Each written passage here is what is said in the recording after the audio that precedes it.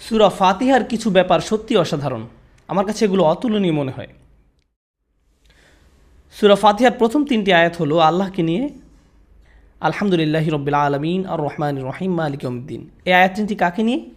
আল্লাহকে নিয়ে। আর শেষ 3টি আয়াত ইহদিনাস সিরাতাল মুস্তাকিম সিরাতাল্লাযীনা আন'আমতা আলাইহিম গায়রিল মাগদুবি আলাইহিম ওয়ালাদ-দাল্লিন। এই 3টি আয়াত হলো আমাদেরকে নিয়ে। আচ্ছা, এখন মাঝের একটা আয়াত আছে। এই মাঝের আয়াতে বলা আছে আমরা আল্লাহকে কি দিতে চাই আর আল্লাহর কাছ থেকে আমরা কি চাই।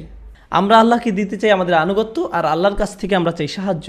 অন্যভাবে বলা যায় সূরা ফাতিহার শুরুটা হলো আল্লাহকে নিয়ে, মাঝের অংশটা হলো আল্লাহ এবং আমাদেরকে নিয়ে, আর শেষের অংশটা হলো আমাদেরকে নিয়ে। সূরাটি সুন্দর করে ভারসাম্য করা। আল্লাহ, আল্লাহ এবং আমরা, আমরা। আল্লাহর সাথে আমাদের সম্পর্ক এরকমভাবেই ভারসাম্য করে রাখা হয়েছে। তাহলে প্রথম 3 আয়াত হলো আলহামদুলিল্লাহি রাব্বিল আলামিন আর রহমানির রহিম মালিক ইয়াউমিদ্দিন। এই 3 আয়াতের মর্মার্থ কি জানেন? আমি আগে বিশদ বর্ণনা করেছি। প্রশংসা, কৃতজ্ঞতা, তিনি আমাদের মালিক। তিনি এতটাই ভালোবাসেন যে আমরা তার আদেশ অমান্য করলেও তিনি সাথে সাথে শাস্তি দেন না, কিন্তু বিচার দিবসে সবাইকে জবাবদিহিতা করতে হবে।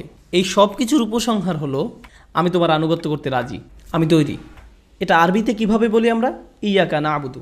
মানে প্রথম অংশের উপসংহার হলো ইয়াকা না'বুদু। এর পরের অংশটা কি? ইয়াকা নাস্তাঈন, আমরা আপনার সাহায্য চাচ্ছি। খেয়াল করে দেখুন সূরা ফাতিহার বাকি অংশে আমরা কিন্তু সাহায্যই চাচ্ছি।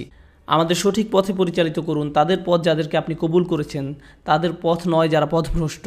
এগুলো কি সব সাহায্য চাওয়া নয়?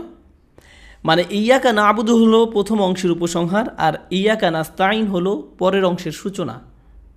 কত সুন্দরভাবে ভারসাম্য করা আছে সূরাটিতে, অতুলনীয় ভারসাম্য।